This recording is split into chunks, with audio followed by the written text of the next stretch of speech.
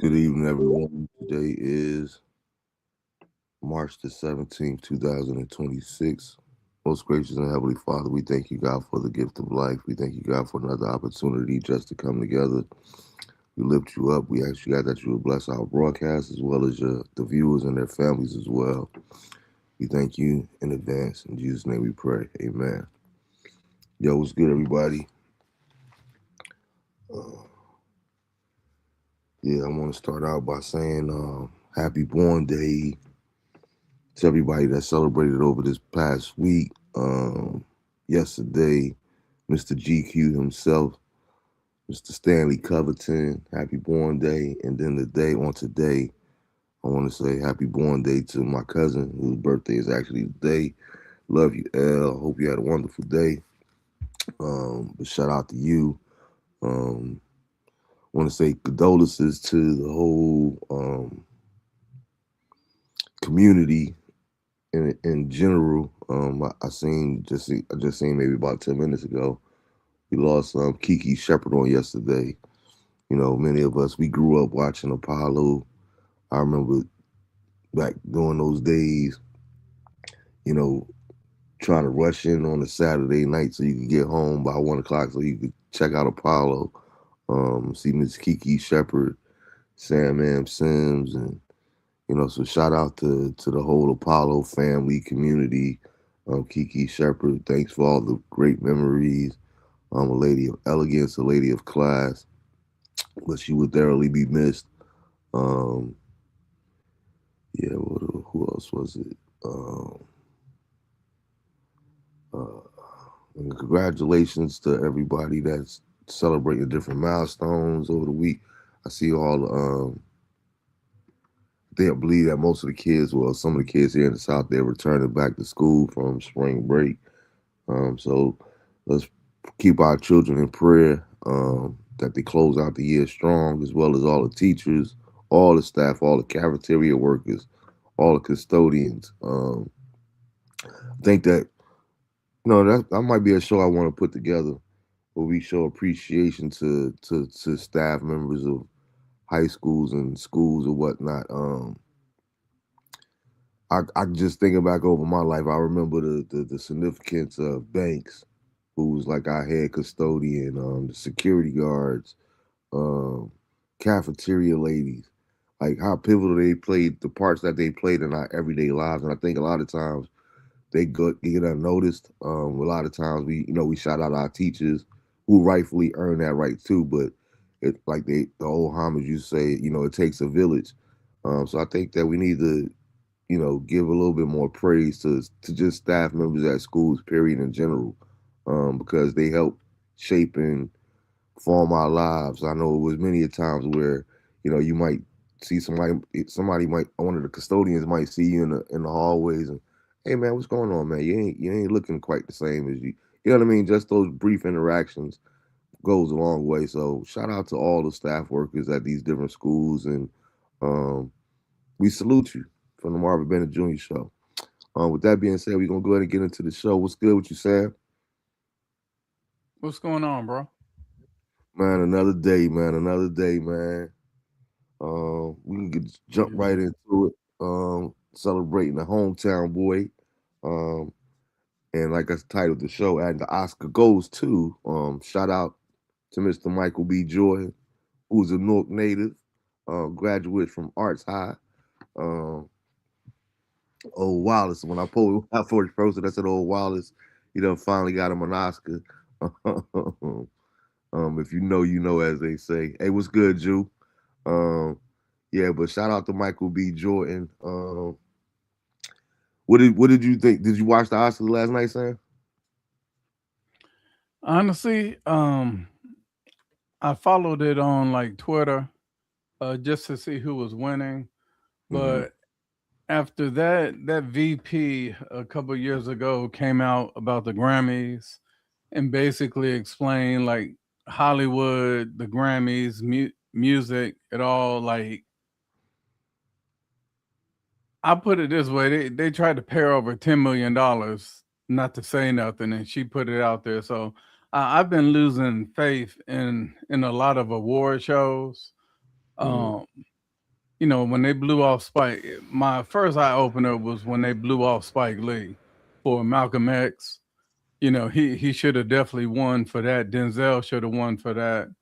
Um, it was some other situations, but I also know that Spike Lee was blacklisted.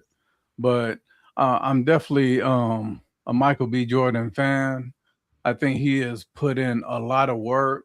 I also think that with him heeding the advice of from Denzel to turn down more roles than what you accept, Mm-hmm. so you can remain a commodity. I think that definitely helped. But as far as the movie, all the awards, me and my wife watched it, and she wanted to watch it again last night, and I told her no, I'm not. I'm not gonna watch it again. I watched it twice already. Mm-hmm. Um, I kind of feel like the score was amazing. The the cinematography, whatever they say, that was amazing. Um, but Michael B. Jordan did his thing, especially with playing two characters. Mm-hmm. But it was I still don't rank it above like Get Out. That movie. Mm-hmm. Like it's just it didn't give me the same thing that Get Out there. I'm not going to use old movies like The Hurricane, Malcolm X. I'm not going to use nothing old like that. But I'm glad that he's getting his due. I just don't want it to be an asterisk. Just like when Tiana Taylor got the award, actor of the year or what, like she was barely in the movie. Like I didn't think that was a award performance that she gave, but I think it was more about what that VP said. Like when you have a certain story, like I seriously doubt that Bad Bunny would have won the record of the year had he not been performing at the Super Bowl. Because the lady did say Jay Z was in that room. Like he was one of the power brokers in that room when Mm-hmm. they're picking all the winners for the nominees. So, I just don't look at awards the same. Yeah. And just to be clear, for the viewers, Tiana was nominated, but she didn't win. She didn't win an award last night No, I'm talking about the one she won before. She won for the movie with um with Ben Affleck and no, it was with DiCaprio. Um Hold on, I'll get it. yeah, what, a BAFTA award? Well, it's so many different award shows. It's like, but the Oscars is supposed to be considered the creme de la creme, so to speak. Um, Yeah. and she might have, of course, she probably won an NAACP award. They give out, she's gonna win over Mary Tyler Moore or anybody white when it comes to the NAACP awards. But I think it might have been a BAFTA award that she won. I'm not sure. But I know she didn't win last night at the Oscars. Um, Yeah, oh yeah, definitely not last night. I was referring to it was the awards where she wore that dress that barely covered her. I forgot which one that was. It's so many nowadays, man. Yeah. Um, But I just hope we don't get to a point to where we water down our artists. Like I remember when they wanted Michelle to win a Grammy, so they created audiobook category, just so she can get an audiobook Grammy. It You was know, good like stuff. Yeah. yeah, I just don't like all the creating all these different awards for people just to like say, oh, somebody is this record or somebody's the first one to do this. Like to me, it's kind of like it's becoming more symbolic versus the actual quality of the work. Now, I'm not saying B. Jordan isn't a great actor. I'm just saying that it's starting for me. It's starting to cast a lot of doubt on a lot of the awards. Mm. Yeah, and I hear what you're saying. For me, I thought I highly doubted going into it because I'm a big uh I watch the Oscars. I usually tune into the Grammys. I like award shows. I still watch those. I don't watch the black ones anymore. As ironic as that sound, or but the Oscars I usually watch just so I can see my so I can create me a fresh to watch list, so to speak. I like to see why the movies that was nominated were nominated for those that I hadn't seen yet, or what Mhm. have you. Um, and the same thing with the Grammys. Even though I know the Grammys are a little bit more biased, gives me opportunity to discover new artists. And well, let me check out this one here. Let me check out that one, to see what all the hype is about, so to speak. Sinners, I believe they won what 6 awards overall. I know that they won for cinematography. Um, Matter of fact, it was the first award of the night. Um, I thought Sinners was a good movie. I thoroughly enjoyed it. I actually started rewatching it again last night myself. I haven't finished it all the way through. I think it's so many. One of the things that I like about Sinners, why I thought it was such a good movie, there's so many like hidden gems in there to me. And it's funny that I'm even saying this because people get on my nerve when I always think about like rap back in the days, especially rap in particular before the internet. And speaking of which, we will be doing a hip hop show next week. My cousin will be on. We'll be talking about some different things. We'll probably get into the whole Ti 50 and a whole bunch of other things about hip hop and whatnot. But it used to before the internet, we would listen to a song and that would be like the barbershop talking. Oh man, did you hear what he said about this one here and that there?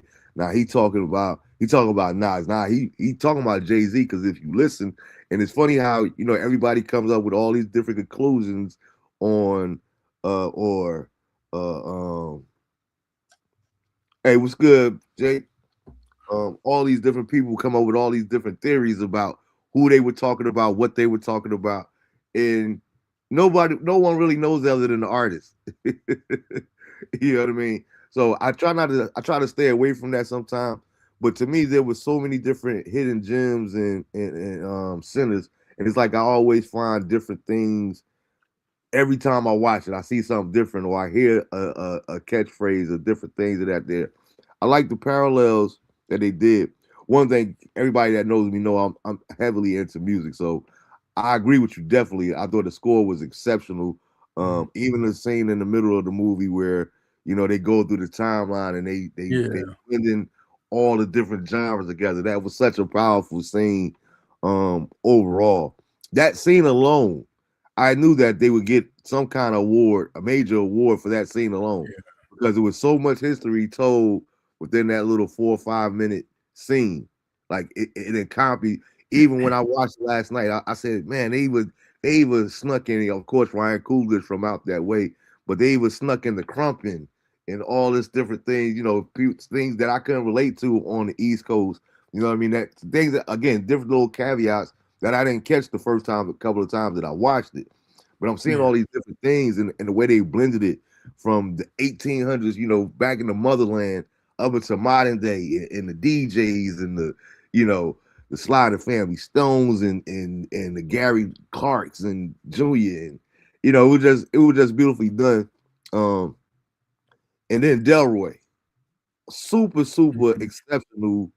He is such a gem that I think is highly underrated. I have never seen a movie with him in it where I was not thoroughly impressed. You know what I mean? And that's why it was so cool a couple months ago to see him doing interviews with Denzel, and they talking about their history, how they go back together and was in class together and different things of that nature there. But him and Romeo Must Die, uh, you know, playing Aaliyah father and West Indian Archie and Malcolm X. Like he never disappoints. He never disappoints. Even from the I had posted it years ago. I forgot what show he was on, but one of the CNN shows or one of them shows, and he's like, "Go ahead and say the word. Say the word." He trying to get the. He's like, you want to say it. He trying to get the the white person to say, the N word on national television, but just hilarious. But like you say, for Michael B. Jordan, for him to play two different roles, I thought it was like I thought it would be obvious that he would win the award, but at the same time, we living in this society now where you know you almost gotta equate race to everything. You know what I mean? So it's like, do we really want to give it to Leonard? Do we want to deal with all the backlash and the drama of not giving it to Michael B. Jordan? He did play twins in this movie that's been nominated in all these different categories. Can we justify not giving him the award? You know what I mean? Not to say that he didn't deserve it. You know what I mean? Because Leonardo, he never disappoints to me either. He's an exceptional actor as well. But I think that right there solidified it for me for why it's justifiable that Michael B. Jordan will win because again, he played two different characters. Um, and I like this whole little tandem that him and Ryan Coogler is doing. You know what I mean? From the Creeds, Black Panther. People be forgetting sometimes because of Chadwick Boseman. Like he was his character was one of my favorite in the original Black Panther. Like, hey, auntie. Like that's still one of my favorite scenes when you walk up in there. Hey, auntie.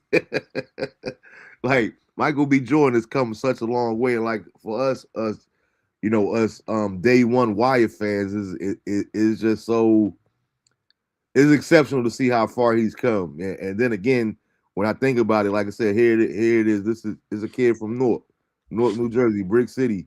Like the sky's the limit. You know what I mean? And of course, we have mass celebrity acts from there. We see this all the time, but it's usually like in the music and different things there. But for somebody like the actor to become on the status that he has, you know what I mean? And I always try to tell people that that's one of the things about what made The Wire so special too, because none of these people were who they became at the particular time. You know what I mean? Yeah, Idris Elba. I always laugh at myself because I remember the first time I ever seen Idris on late night talk. He was on Jimmy Kimmel. And I'm sitting there like, yo, what is he trying to be, a comedian or something? Like, why is he talking like that? Because I had never seen Idris outside of Stringer Bell. I thought it was like a fake.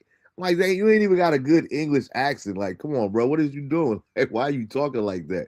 Come to find out, Idris is actually from over there. But I A was lot of so them guys are. yeah. So, but it was like in that case, like, no, I know Stringer Bell. I know this dude from Baltimore. I don't know that, you know what I mean? He's an actor from overseas. And like you said, it's a handful, especially now. It's like that's the new thing. Um, but none of those guys ever became Michael K. Williams, rest in peace. Like there were so many different great actors that came from The Wire that was just the show. We wonder if it's gonna work or not. And here it is, all these years later, we got all these megastars. Um, so yeah, shout out to Michael B. Jordan, man, and Ryan Coogler as well, and everybody that was a part of the film.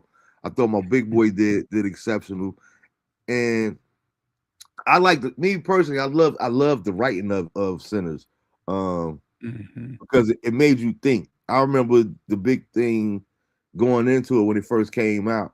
You know, especially Christians and people, church folk. You ain't got no business going to see no movie called Sinners, and it got witchcraft in it and all this other kind of stuff. And it is like I try to stay away from it, which is I got something that I wanted to ask you too, like throwing a curveball, totally unrelated, Sam. Um, but I don't understand how people could be so critical of something that they know nothing about. You know what I mean? Like you, just because you're a Christian don't mean that you know anything about witchcraft. And how, who's to say that it is witchcraft in a movie that you never seen? You know, all those different caveats and stuff. Like, so um shout out to them again too. I thought it was I think it'll go down in history as one of those ones. Like you said, I'm not gonna quite put it with the Malcolm X, because literally, like, Malcolm X was, and to your point, I do agree with you when it comes to that. Being that Denzel did not win the Oscar for I believe it was Al Pacino that year for Pretty Woman, that one, which was an exceptional role and an exceptional movie too, where he played the blind man and all that did. But there was times, and we talking about somebody that's I'm so mesmerized by the life and the story of Malcolm X. There were times when you watch Malcolm X, even to this day, you know Malcolm was gone already, but you was convinced that you were watching the real Malcolm X. Like, Denzel killed that role. It couldn't have been no better. It's like the same way people was comparing Jamie when he did Ray. Like, you really thought for, there was times where you thought that was really Ray Charles. Like, Jamie killed that role. Like, is Jamie a top notch actor? Yeah, we'll say that for another discussion. But his portrayal of Ray in that particular movie, uh, and for Denzel not to win it playing Malcolm X, but he wins it for playing Alonzo. Again, like, this is the race thing.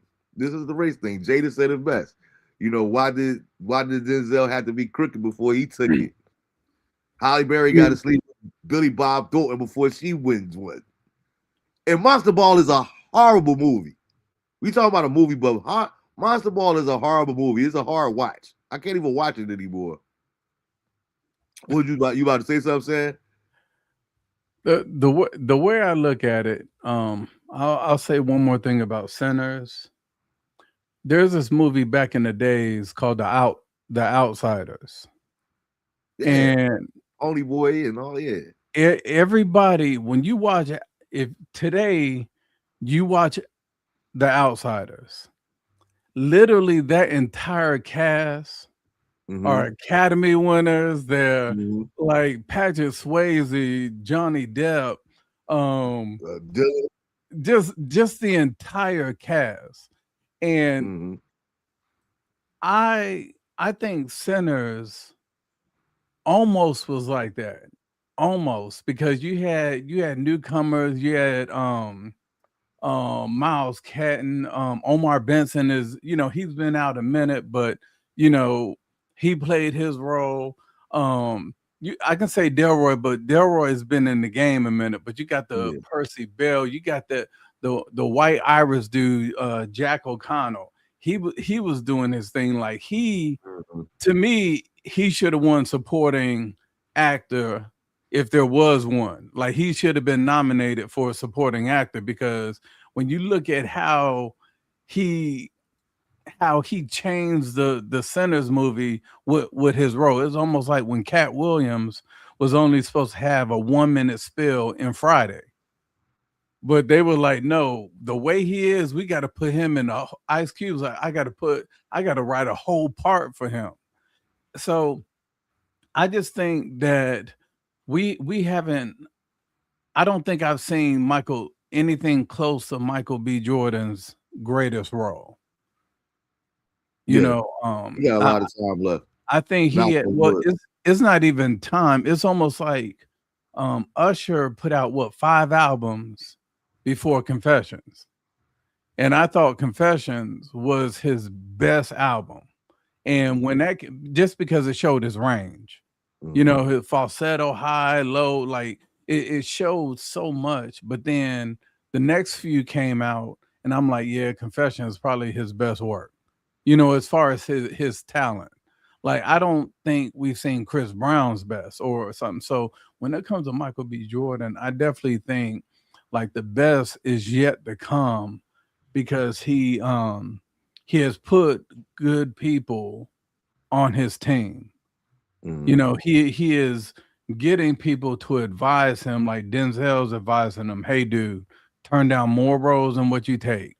He's not doing like Taraji was taking her people had her taking every role that came along, Yeah. and her, to me, well, her career, for example, was Benjamin Buttons was her high.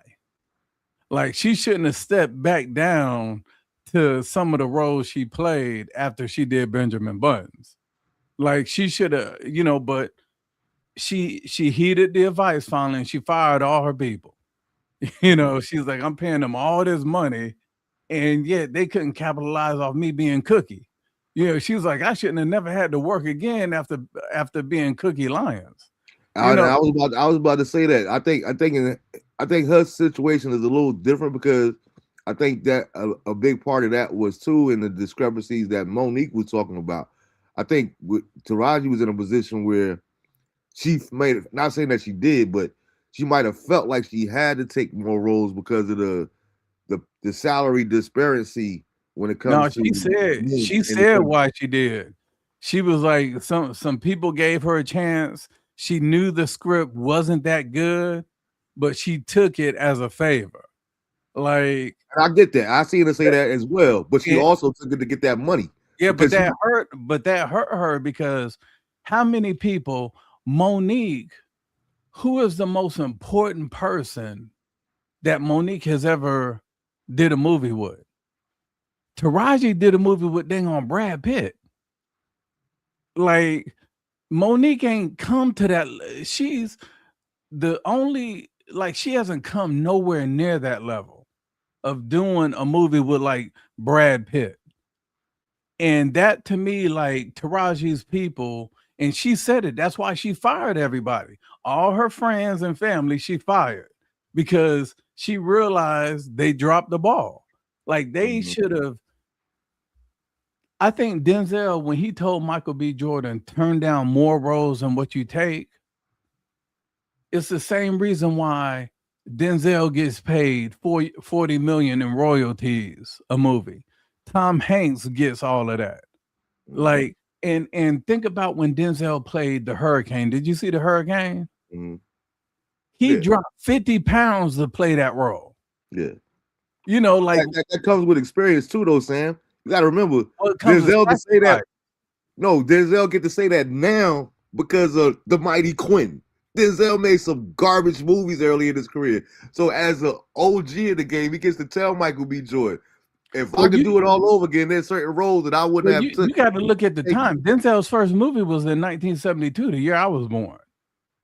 So That's what I'm saying. no, When you but talking about what I'm a saying is 40-year veteran, you get to tell a young cat that though. but Don't what take you're saying is but you forget Denzel was was navigating the black exploitation movies. Dolomite, all those movies. So a lot of the quality has improved in scripts. A lot of the quality has improved in the technology, the CGI, like certain things. So Denzel has basically, what do you do as a parent when you advise your son something? You advise them so they don't make the same mistake. that's my So point. so Denzel made these mistakes. So with him advising, that's what I'm saying. Michael B. Jordan is listening to people outside of his inner circle. Taraji didn't do that. She stuck with her girls. That's why she said, I was paying them 3, 4 times the market rate. Like she was like, they abuse her. I mean, we got to, just like I would call it out for the brothers, we got to call it out for the sisters too. Like, and the thing is, I'm not going to take up for it because she said it. Like, she Yeah, said it herself. That's why her entire family is messed up now, because she had to, suck it up and say, hey, y'all fired. We still family, but I got to bring on these Jewish boys, this Jewish manager, some of these other people that don't look like me. And and Tyler Perry connected her with some of them people. So I just think that she didn't learn, and I hope Kiki Palmer does the same thing. I hope she stops hating on Zendaya and gets a group around her that will help her pick roles that can help her grow. Yeah. I'm Because not saying that you're wrong at all. I'm just saying that I look at it differently. Like there is a I can't ignore because I am so much in the movie and television and stuff like that. I can't ignore the pay difference. So that's going to play a part, regardless of what you say. Not. I'm not saying that she's lying, but you're not going to tell it all either. You know, everybody got a version of their truth. A lot of times, I think Taraji was taking those jobs to get that money because because of the pay disparity. As whereas black actors, you know, even when you talk about Denzel was always a clear cut. Denzel is playing any of the black exploitations that you spoke of, and then with Denzel, like you say, that's all the only point I was making. He's speaking from experience. Why? Because he was taking those roles that he could get. Like I said, the Mighty Quinn was trash movie. Him and Robert Townsend, I love both of them to death, but horrible movie. You go back and look at some of those early movies of Denzel. Denzel said, listen, I'm quite sure he took that role because he wanted to get in where he could fit in. You know what I mean? He had to take what he had. And I just think when it comes to our black sisters, you they have even a longer way to go, especially as far as the pay disparity. You know what I mean? Um, like you said with Michael B. Jordan, he has a Denzel. Who did Taraji really have in that regard, other than maybe like a Cicely Tyson, who even know, like, you know what I mean? Holly Berry. Okay, so that's debatable too, because I know a lot of people that we love Holly Berry because of her beauty, but I know mad people that think that I'm talking about movie buffs that think that Holly Berry cannot act, and I will not argue with them. You know what I mean? Mhm. Holly Berry had she to your point, she's good at selected roles, but is Holly Berry like considered one of the greatest actresses ever because of her acting skill? You know how much she get paid a movie? She up there. Outside of royalties, And she's she getting 14 like million a 20 movie. million. Yeah, she closed to like 20 You, you million. know, you know how much Taraji P. Henson is a movie? 1 to 3 million, and no royalties. But that ain't got nothing to do with who you No, are. That's but not what you're saying, based on but, skills. but what I'm saying is she didn't capitalize, as she said, off of Benjamin Buttons. Like all them nominations came in, that movie like it racked up. Like I can watch Benjamin Buttons. Like I think I've watched it like 6 or 7 times. It And just see, me personally, to be honest with you, as much as I love movies, I have never ever seen it. I've never yes. seen Benjamin But see, Button. so what? I don't know how good she did in it versus how good she So did. Whatever. I'm telling you that is the best role that she ever played. So what I want you to do is watch the movie just to see, because that was her peak, and her peak wasn't her best. Like she could have kept going up, but she didn't. She would go up there, then she dropped down. She would go up a little and drop down. So watch Benjamin Buttons, and then you tell me like her level, because people can talk about, like when Holly Berry played in that movie Baps. I was like, why did she even play this movie? This had to be a favor or something to somebody. And I was sitting there like, ain't no way she should have taken that role. But then she when you said she won for Monsters Ball, this is the thing with Monsters Ball. I really can't focus on the acting and stuff like that, because basically, did you watch Monsters Ball? Yeah, of course. I mean, so everybody was talking about, dude, this scene, you got to check this scene out. Make You me watch feel the good. whole movie just for the scene. That's it. But but the thing is, so I can tell you now how good of an actor Billy Bob Thornton is, not because of Monster Ball, but because of Landman. Like the Taylor Sheridan movies that he's doing now. Like if you watch the Landman, you'd be like, man, this dude is gifted. Like to me, Billy Bob Thornton has done more on series than he has in a movie. Except for Sling Blade. I think he played the mess out of that role. You know, I'm about you to say never I've been on Billy Bob Thornton for years, so that's nothing new to me. I knew Billy Bob was nice like that. no, but he Monsters Ball didn't reflect his acting ability. You Monster know, Ball didn't reflect nobody's acting ability. That's my point. It was trash. And then I'm poking the little like I don't even want to get into basketball. And we spent way too much time on Taraji. I don't even know how we got there. Who cares? Like I don't feel bad for Taraji. Yeah, she got abused or whatever, but I got a mantra in life. Like people only can get away with what you let them. If she got taken advantage of, it's because she allowed it. So you live and you learn. You know what I mean? But yeah, the side note that I wanted to hit on was like when I was talking about that, there, how everybody, we talk about listen to a song and everybody got their own thesis on what it means and what the artist is really saying. I'm quite sure I always wonder like how often do the artists look back at all this commentary like, are you kidding me? Like that was the farthest thing from my mind. But okay, if that's what you want to believe, you know what I mean? Because you don't have time to clarify every single story. I've been seeing a whole lot of more clips of Wooden in particular, and I don't want to stay on this too long either. I just want to hear your opinion. Um, because I know how you feel, but I'm seeing more and more clips of Wooden preaching against Christians being in whatever they call it, the divine with the fraternities and sororities. You know what I hmm, mean? How can you make this pledge and this here and that there? Me personally, I'm gonna keep my opinions to myself because I got mad people that I know that are a part of fraternities and sororities that I love. So I'll say it. I'm I gonna don't keep care. my opinion to myself. However, again, I hear the rumors, so to speak, and out of all the people that I've known that are a part of fraternities, we actually did a show on fraternities on here with my shout out to my boy Dr. Ed Wilson and my boy Gerard Lyons, rest in peace. Gerard was killed 2 years ago. And it's kind of sensitive every time I see like a clip or something come up on that show to know that he's not here with us anymore. Um, and they were talking about the different benefits of being in a fraternity and different things of that nature there. And we've seen all the movies, we've seen the school days, and we hear all the speculation. Me personally, I've never talked to any of them about the initiation process.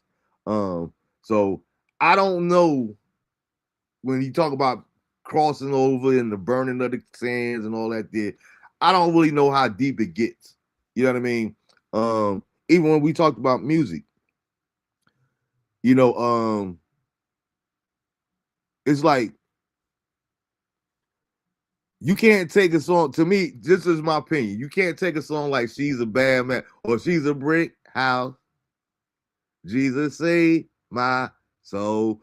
Like just because you strip the words, like when it comes to music and these different things and spirituality, they created from a different, they come from a spiritual place. So I don't know the spiritual aspect of it. And just because in modern day fraternities and sororities, because that ain't what you believe, when you study the life of Albert Pike, y'all, if you don't know who that is, you can look him up for yourself. And these different people that historically, and you do your research and you learn that they were cultish in these different organizations, whatever. How can you flip it? I said all that to say, why do you think this is such a big deal now, and why do you feel like Wooden and other I've seen other preachers too? Why is right now with all that's going on in the world? Why is this such a big deal in the church community? Whether you denounce your fraternity or sorority versus not. Yeah, for me, I think it always goes in phases. I think about 15 years ago when I was um at Shaw downtown Raleigh, and I was in the theology program and the public administration program. My major was public admin, and my minor was theology. Okay. Um, we had a lot of dialogue, and I met a guy named Fred Hatchett, and he was a Q dog. Well, he had used to be a Q dog, but he had denounced it when he got saved, and So I picked his brain and I talked to him and I was like, hey dude, so what's the deal? Like what made you denounce it? And he basically told me, he was like, it's some of the rituals and stuff that we do. Mm-hmm. The rituals that we do, like we have to, you're literally dedicating your life to the organization, like the organization over your family, the organization over your friends, the organization over everything. And he said, to a certain extent, it's the organization over your God. And I was like, well, so he had wrote a book. I bought his book and I read it. And I was also, hanging around the upper room a lot with Pastor Wooden and stuff. And when it came to the upper room, you couldn't be a leader in a church unless you denounce your Greek organization. Like you ain't gonna be no associate minister, no deacon, none of that stuff. The way he was, like he he was like, "There's no lukewarm water in the church." He's like, "You either hot or you cold. You either right or you wrong." And he's like, if you don't have enough discipline to be able to dedicate your life to the Lord, you're not ready to dedicate your life to the Lord. As far as ministry, as far as it being a deacon or a leader within a church. Now, there are some parts of that I agree with, some that I don't.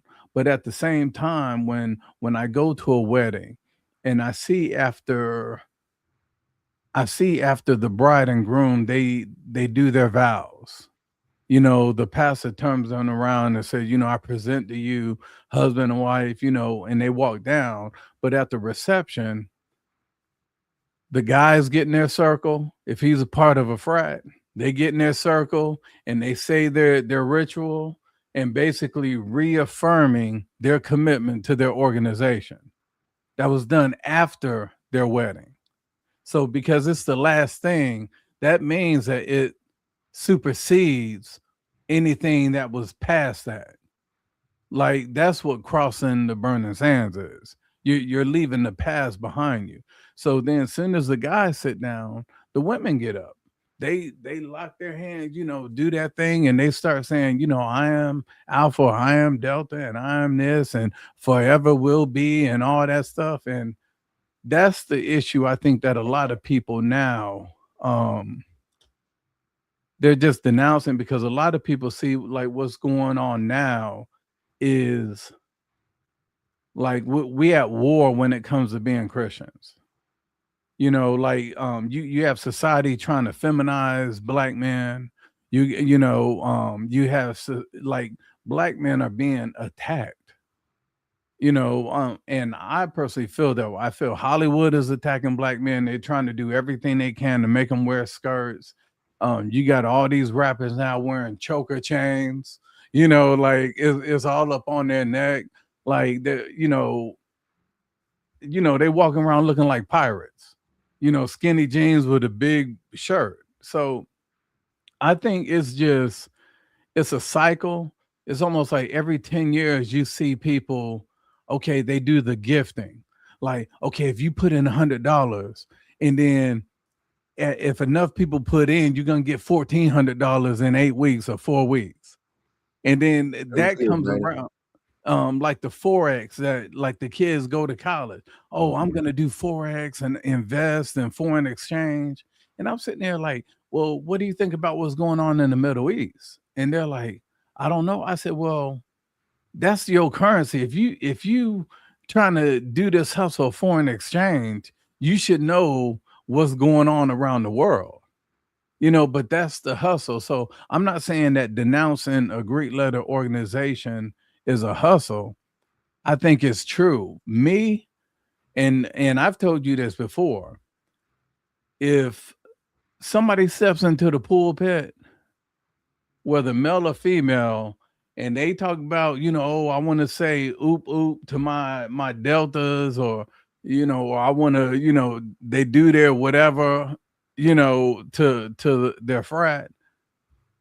Everything that they say during that message is like it might as well be Charlie Brown. I can't take anything that they say to light because the way that I personally feel is that there can be nothing like I did a sermon once called "It's an Idol Issue," and I talked about the Old Testament that there were brass guys, there were steel guys, there were gold guys. You know, they had all these statues, and those symbolized those gods.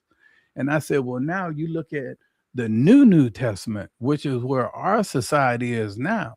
And I said, now that brass statue has turned into an iPhone. That that brass statue or the gold statue has turned into a Zane novel, you know, and most women know about Zane novel. Like idols have just taken a Men do whole too. a whole different role. You follow what I'm saying? Like they're not like just a regular statue, like the Academy Award statue. They're not just statues now. Now they're in books. It's on TV. It's in media. It's certain things like where you hear people say, "Oh, I can't even talk to you until I got to see this. I got to focus on this." You know, and that's when I think there's an issue. Yeah. And see for just for me personally, I'm not defending it either. It just ain't that serious to me. Like Pastor Will always said, you know, everybody got to fight to fight. You know what I mean? All fights ain't my fight though. I kind of agree with that because one, I'm not that invested because there's a lot of people that double down. Cause all right, so it's just like I always preface everything. Everything is based off of what we believe, right? It's just our belief system. It doesn't mean that it's the truth. It doesn't mean that it's the eternal accuracy. Like it's a, you know what I mean? It's just what we believe. So always preface everything by saying that. Um, come on, man. My bad. I got this game plan. I want Howard to advance, man. um, they so when based on that, I know there's so many people that I would consider real Christians that's not going to denounce they because they don't believe that is that serious. They know that God is the ultimate in their life and all that. They just like being a part of this fraternity or sorority or this community and different things of that nature. There, and it was like I said, I know how you feel about it, but it's like I almost feel like that when I go to Kojic churches too, or different churches. Like when you get up there, anybody, I don't care what it's no different. The same way they take pride in being in a fraternity or sorority, I look at it like churches when you get up here and say we wanna bring up because we know that this is the greatest church on this side of heaven. Like I really don't want to hear like you think it turns me off. You know what I mean? Or Kojic, if you ain't well, y'all might be saved, but you ain't saved. You ain't as saved as us if you're not Kojic.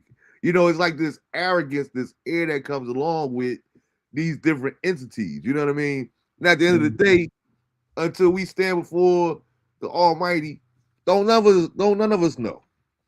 Southern Baptist might be the greatest denomination. I'm just using that as an example. And you know, but people, it's like they take pride in whatever they are. You know what I mean? Or the Bennett's, we the greatest family in North Carolina and all these different things. So I just wonder why I'm seeing more and more, or why does it seem like he's harping on that so much nowadays? Where I want to get back to like I had made that post earlier this week with the dude was it was old from around the election time where the preacher is preaching against Barack Obama and him, you know, doing it supporting the LGBT once he put the colors up in the White House and sort of what you were saying too, like you know, is it an attack on black men and attack they're trying to demasculate black men in general, society as a whole, and these different things and um it's like at the end of the day, you got to do what you got to do. My bad, y'all. I'm so distracted in this game. Like, let's go, Howard. 12 seconds left. I want them to advance the March Madness, but I hate it too because it's like um uh, Drew said. I think Sam said it best. Anything you put above God is is problems. And I'm not saying that I disagree, but again, Drew, that's based off of what we believe, not that what we know is true. You see what I'm saying? Like, I'm not saying that it's wrong either. I'm just playing devil's advocate, so to speak. Some people don't believe that God is the greatest thing in life. Some people think that family is. Some people think that it's occupation. You know what I mean? Whatever you believe, that's just what you believe. You know what I mean? So I can't.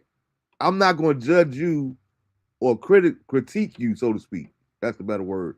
I'm not going to critique you on your belief system based off of my belief system. You know what I mean? Like one of the things, like one of I had him on the show. We talked about it. Leonard Salahuddin is one of my best friends in this world. One of my brothers. We go all the way back to high school. Leonard is a Muslim. Me and Leonard in 35 plus years, Sam. Me and Leonard have only had one conversation about religion in 35 years. It don't stop our brotherhood. It don't stop our love for one another. How you believe is how you believe. What you believe. He ain't never tried to convert me to Islam. I ain't never tried to convert him to Christianity. You know what I mean? What you believe is what you believe. So I think that um, you know what I mean? It's just something that we don't discuss. We discuss everything else, and it's not like it's a touchy subject where we can't discuss it because based off how we believe, we just respect that that's how we each other believe. But you still my brother. I still love you. I'm still just a phone call away, whatever the case may be. Mm-hmm. So I'm not going to cut somebody out of my life as a believer. I'm not going to cut somebody out of my life because they choose to be in a sorority or be. All right, I'm gonna say it. The only thing that'd be annoying me when it comes to fraternities and sororities. Like you said, the whole pride thing, and I get it. I get it because I played team sports, so I know what it's like to be even on a losing team. That brotherhood is like, ain't nobody, I'm going to war with my brothers. So I get that mindset when it comes to fraternities and sororities. It just get annoying sometimes from the outside when you go somewhere ski and they do their own little hairs and the colors. Oh, you ain't supposed to be wearing pink and green and girls want to fight each other because they got the wrong colors on it. You ain't a part of it. It's just comical to me. It gets overbearing sometimes. Then all the posts, like how many Founders Day is there? Every time I turn around, I say like, what's a what? We got to celebrate the divine, whatever, this thing, that thing, all that. So it's just a whole bunch. But if that's what you choose to do, more power to you, man. But I want to get off that because I want to get out of here so I can really enjoy the NC State game coming up. But I wanted to hit on Bill Maher. I don't know if you can play it or whatever. I had posted it earlier today because I knew I wanted to talk about it tonight, and I wanted people to get a chance to see it. But of course, the haters that's out there that control Facebook and everything else, they took the audio off, so a lot of people could see it. They seen it on my thing. I might as well take it down because you can't hear it. But if you guys are not familiar with Bill Maher, he I forgot who the guy was that asked him the question. He said, "But would you be out there in the field with us?" And Bill Maher's response is, no, I'm a house nigga." So made me want to explore that topic. Who has the right to use the N word, if anybody at all? Um, Comics, a lot of times, again, based off of back to what what I was saying about belief system. A lot of comics um, believe that there is no boundaries when it comes to comedy. You can say anything you want to say. You protected by this. I'm a comedian. Then you got some people that like, well, I ain't gonna talk about nobody family or nobody kids, and we got all these different belief systems on that line. Um, how do we feel about the N word? Or how do you feel about the N word in general, Sam? And who has the right to use it and who doesn't? Well, you want me to play it real quick first? Yeah, if you can, yeah. Play it so people can know exactly put it in context so people will know exactly what we talk about. Okay, you just got to accept it. I shared it to your screen. Okay. All right. Okay. Now, warning: video contains disturbing language. Your discretion advised. All right. Right. Adolescence is a Halloween used to be a kid thing. It's not anymore? Not out here. No, adults dress up for Halloween. They don't do that in Nebraska? It's frowned upon. Yeah, we don't do that quite as much. But Wow. Got to get to Nebraska more. you're welcome. We'd love to have you work in the fields with us. Work in the field. That's part of that. Said it. I'm a house. No, it's a joke. Thank you. You're still working in the fields out there, huh? Yeah. Yeah, we want our kids to suffer. Yeah. So they blurted out on there, but I've seen the actual audio and I've seen the actual interview. He actually says, "Nigga, I'm a field nigga," and it's like it ain't even just him saying it. Well, you go ahead, Sam. Go ahead. Go ahead and get your take. To me, I'm at a point, I guess I really don't care. Because it's in our music. And when you go to like Korea, South Korea, you go to Hawaii, you go to Puerto Rico, everybody uses it. When they're saying a word, what kills me is when I see young kids and they're reciting all the words to the song, and as soon as that word comes up, they like, and then they'll continue knowing good and well in their rooms or what, at home or whatever, when they're in their car, they probably in the mirror looking at themselves say it. But to me, because the word is not what it used to be. And I remember like back in Detroit with Marshall, Eminem, like that's what we called him. He called us, like it was how we communicated. It's almost like where I came down south and people saying, "Oh, that's my dog right there." Like it's not the same as what it was. Just like when you talked about fraternities and sororities, whatever they was designed for back in the 1800s and the early 1900s, when the white folks taught the black folks their pet projects on creating their own fraternity or sorority, there's literally like it was to help disadvantaged college students. Now it's so many scholarships, so many grants. Like what fraternities and sororities were designed for is no longer it. What the N word was designed to oppress. It was designed, it was created by the Spanish because they're the ones who did all the slavery. They're the ones who was selling people everywhere. But I think it's no longer, the word is no longer what it used to be. I think Julian's saying it's not being used in its original meaning. I think everybody should stop using it. I personally feel that way. I'm like, don't call me that. Like, my name, call me by my name. But when Bill Maher said that, he is a comedian, and I know some, Ice Cube went on his show. Ice Cube used to always be on his show. He's on there sometimes, but not like he used to be. And Ice Cube really didn't take. I wanted to have that pulled up too, because I loved Ice Cube response to it. Ice Cube response to it was, oh my goodness. I thought he handled it beautifully. But just to piggyback on what you were saying, Juho comment is the N word is not being used in its original meaning. I think everyone should stop using it.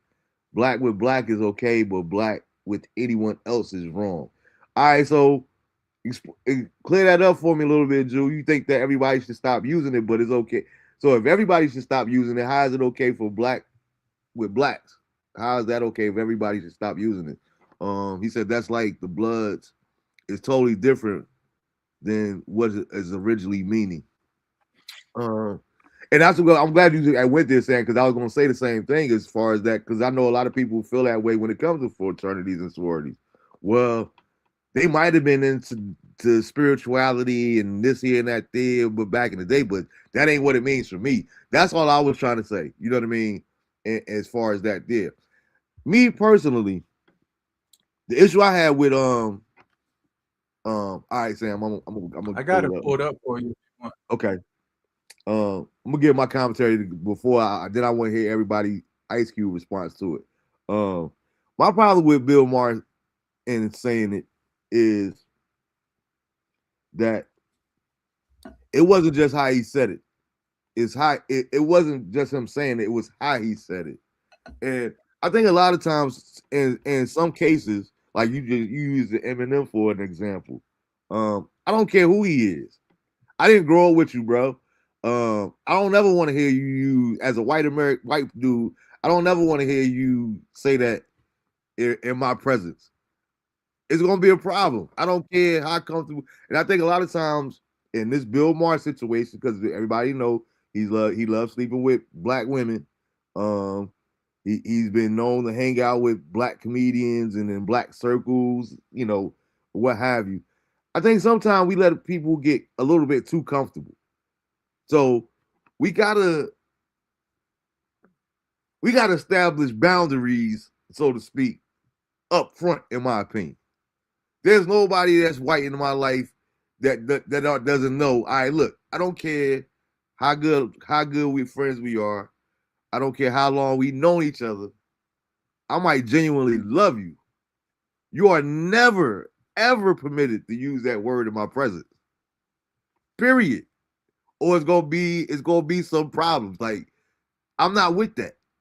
Having said that, it is kind of contradictory because what was it? Maybe late mid-90s, early 2000s, where Al Sharpton, they had the whole campaign to have a funeral for the word, and we gonna do away with the word. And they, to your point, you know, we're gonna try to get it out of this music and all this kind of stuff. And like, good luck with that.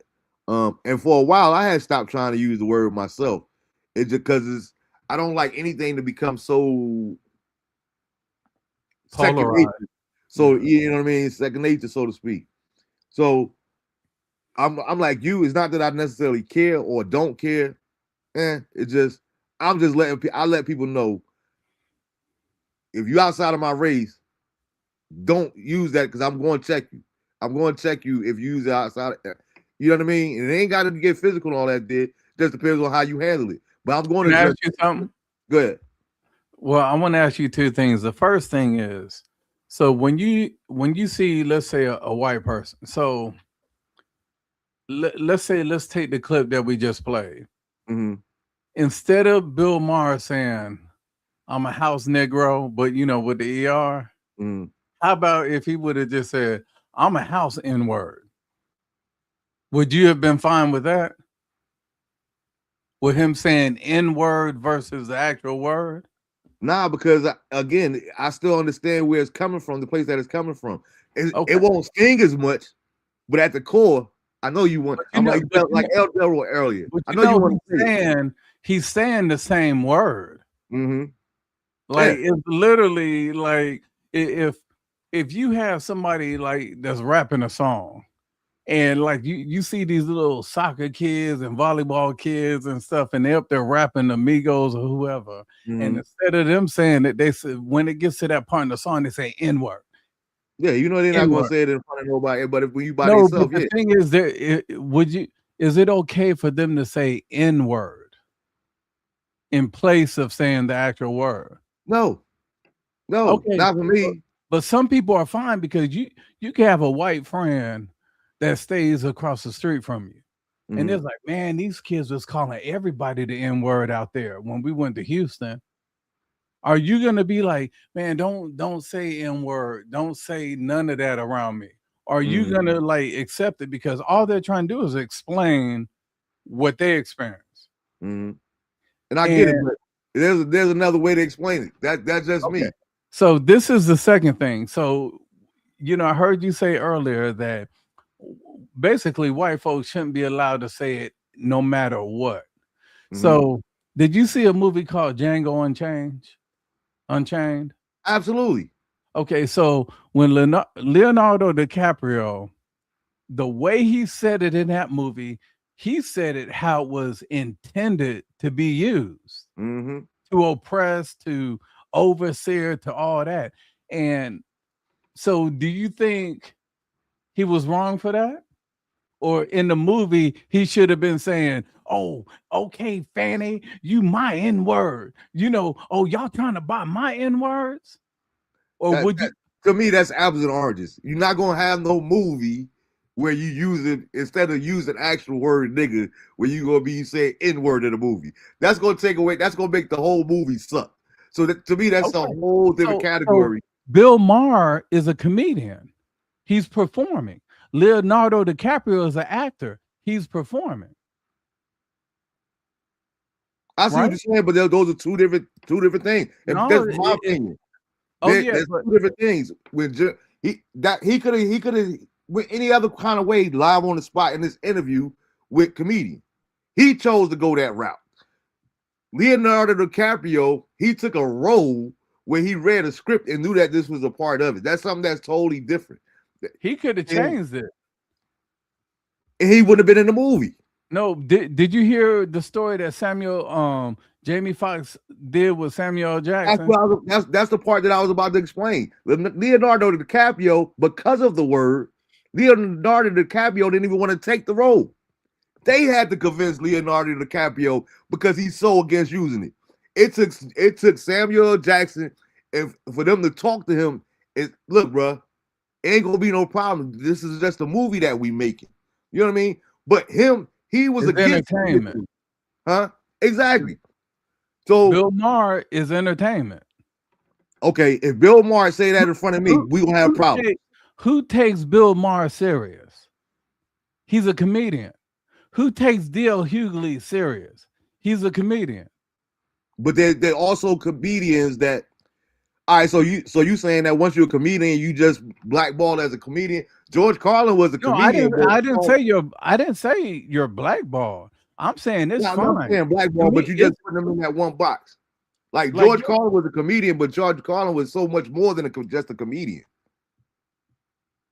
You know what I mean? DL is going into space where DL, we know DL as a comedian, but now DL all of a sudden want to be an activist. I'm not saying that which he's gonna fail at because he already got too much in his life.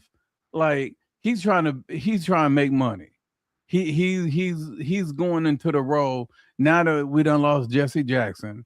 Al Sharpton is probably on his way out. That you have all these people now trying to take the reins. That's how I see. Like they know it's money in being divisive.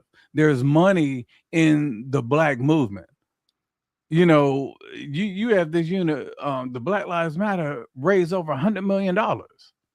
Didn't help nobody in the black community, but it made a bunch of people wealthy. You have D.L. Hughley, he'll say whatever, but at the end of the day, he's trying to get streams. He's trying, just like Roland Martin. They're trying to get streams, they're trying to do this. Just like who is that? Who's the white blonde lady? Megyn Kelly. If you don't get streams, you ain't getting money. All they're doing is saying stuff to get streams. It's entertainment. That's the reason why they call it programming. Mm-hmm. You know, for me, we could agree to disagree. I don't think that DL just does it for the movie because I've been following DL. The money, not the movie. The money. The money. Yeah, I mean, I disagree because before I seen DL talking about these different issues in his comedy, he's into it more now that he has a voice. But since day one, DL has always talked about different issues in the black community, even in it, bringing it into his humor. And at one time in the early 2000s, people were saying he needed to just stick to comedy and leave that out of his context. But I ain't here to talk about what you can talk about, what you can't. You know what I mean? I don't think that is hidden ulterior motives. That's just my perspective. And Drew said earlier, he said, Marv, I think the boundary is let's stop let's stop using the word to each other, then others will have to stop using it that got them using it. I agree with you. So to your point earlier, when they hit in the music, again, as far as Bill Maher, I thought he was out of pocket. I hear what you're saying and all that entertainment, all that there. It's gonna be a problem for me if like I just think he got a place where he's too comfortable. He felt like he could really get away with it, and it's just a joke. But everything ain't funny. That's just Yeah, I my mean, you truth. could tell. Yeah, you could tell The Office, but like, let's say, for example, this is what I kind of mean when I said that. As far as like, if somebody is a comedian, like in in the black community is the only community where we look for our entertainers and athletes to be our leaders. They don't do that in the Asian community, the Jewish or white community, none of that. We the only ones that do that. And I'm not saying, oh, LeBron just need to dribble, shut up and dribble, or Steph Curry need to, or anything like that. But DL Hughley does all these things. Now, without Googling, which you can Google after, can you tell me, have you ever heard of a DL Hughley scholarship? No, right? Have you ever heard of a D.L. Hughley grants for single mother homes? Nope. The best way to be an activism is in the word act. Like people don't know, like Eminem, he's built over 200 homes in Detroit for single mothers. AC Green, Jalen Rose. Jalen Rose has a private school in Detroit where 100% of the kids that go get a full ride to college.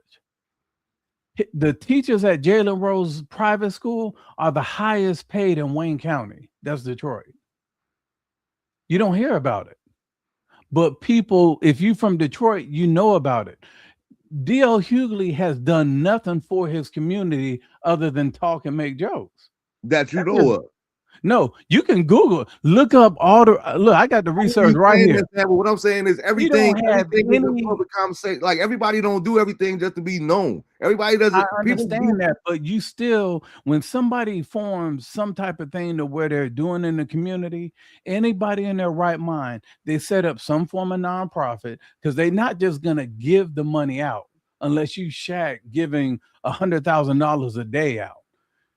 You basically set that up so you can write it off. You can be accountable on how much money is going out of your house. I can Google Marshall Mathers and see what he's done in Detroit. I can Google AC Green. I can Google Jalen Rose. I can even Google LeBron James. And even though they don't talk about the school no more because it's doing so horrible, I can still see the I Promise school. So the thing is like doing it, it's one thing to advertise it, like how Oprah did with the school out in Africa before all the headmistresses and all of them went to prison, for trafficking them girls at that school. She wrote that off on her taxes. You may be silent, but there's always some type of inventory to track that. And it's not one because when you sent me that clip and said, "Hey, I want to talk about this," I already did my research. I started all my research. Yeah, and I know how you feel about DL, but all I'm saying is no, I don't feel bad about. Let me make sure I get this right with you. I don't feel bad. I watch his on Netflix special. Like I laugh. Like I don't hold nothing to him. Just like I look at him like I look at Dave Chappelle. Like I look at them like any comedians. Dave Chappelle will say some political stuff, but guess what? It don't matter if it's for Trump or Kamala or DC or whatever. If it's funny, it's funny. I'm going to laugh. Like that's what I watch. I watch DL for comedy. I watch Dave Chappelle for comedy. I watch LeBron James for basketball and flopping. I watch Steph Curry for basketball. When I watch somebody like Denzel Washington, I'm like, okay, I know Denzel has done something because Denzel's scholarship paid for the Black Panther to go to acting school. Chadwick Boseman. And that's the point that I was getting to make. Denzel has that set up where he 10 paid. years later, though. What you say? If it was up to Denzel, nobody would have never known about that. You know how people found out? After Chadwick Boseman died. Yeah. No, but Chadwick Boseman said that when he was accepting that award in front of Denzel, and he's like, without Denzel, there would be no me. Y'all don't know that he paid for my college.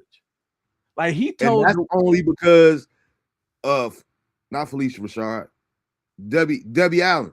That's only because she told them Felicia Rashad. That's only because she told them where the money came from. When Denzel first put that money up, there was no scholarship fund. When Denzel first put that money Denzel Denzel pays for 5 scholarships. It might be 10 now, maybe even 20. I know that. What I'm telling you though, Sam, is I've seen Denzel talk about this in depth. When that first happened, the initial contract, the only way that Denzel was giving this money up was for under the one stipulation that he had was that nobody ever known where the money came from. Denzel did not want anybody to know that the money came from him. But when Chadwick Boseman became Chadwick Boseman and he got out and then he got sick and everything else, that's how it got all started, matriculating. But when Denzel first gave, so up until that point, until we heard that story, and now that we've known that it's all out there, who's to say that Denzel hadn't been giving people money from the Philadelphia days or whatever the case may be? All I'm saying is, you saying Google it, but everything isn't public information. Some people, I know people like that on our level that does that blesses people all the time and say, listen, the only way I'm gonna be a blessing to you is if no one knows. I don't care if you want to give me my praise or my do it here and not there. I'm telling you now, don't ever tell nobody that I gave you this, because I don't want people to be looking at me like, oh, he's just doing that for this, or I'm just doing that for. Everybody's totally different. But all I'm saying is everything can't be Googled, everything can't be researched. And I'm not, at the same time, I'm not saying that DL has. I've seen DL in different shows in different cities say that he's done different things. Do I have receipts of that? No, he's never done anything for me personally, but I don't know.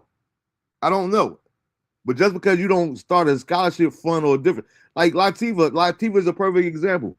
Latifah has so many different organizations and does so much for the community back home that you can't Google like all the foundations that she got. Sometimes she ain't doing no foundation. She might just go put up at a park and drop $2 million on whatever book bags and all this other kind of stuff. It ain't fanfare for everybody. Don't do it for a tax write-off and all that. You know what I mean? It's different reasons, but everybody gives back in their own type of way, if they give back at all. You got some people that don't. I don't know. I'm not here to defend or go against I don't know what he does. I'm not saying that he would be even a good activist, but all I'm saying is that since day one, I've seen DL talk about different things that wasn't just always comedy in his acts. That's all I was saying. Okay. I mean, I heard him, I haven't watched him since he started. DL came on my radar when he was on being introduced by Martin Lawrence, Def Comedy Jam. That's what a lot of the comedians, that's where I first saw Dave Chappelle. That's where I first saw Gravedigger. That's where I first saw a lot of people for the first time. Because at that age, I think I was like in high school maybe or something. Like it was, some time ago. Yeah. And I understand what you're saying about like everybody don't put everything, but a person, when you get to a point where you don't really worry about the money, you're basically accepting money to make sure you don't mess it up for the man coming behind you or the woman coming behind you. So you make this company, this film company pay a certain money. And I'm talking about like Denzel, for example. But when you look at him, it's wide known that he donates scholarships to Wiley College. Is wide known that he donates money to Fordham University, where he graduated from. And the Boys and Girls Club. Well, I mean, he's been doing the Boys and Girls Club, And endorsing that's them. what I'm saying. Yeah, Doing he it, let that known be but known from the but jump. all of that is stuff that he writes off.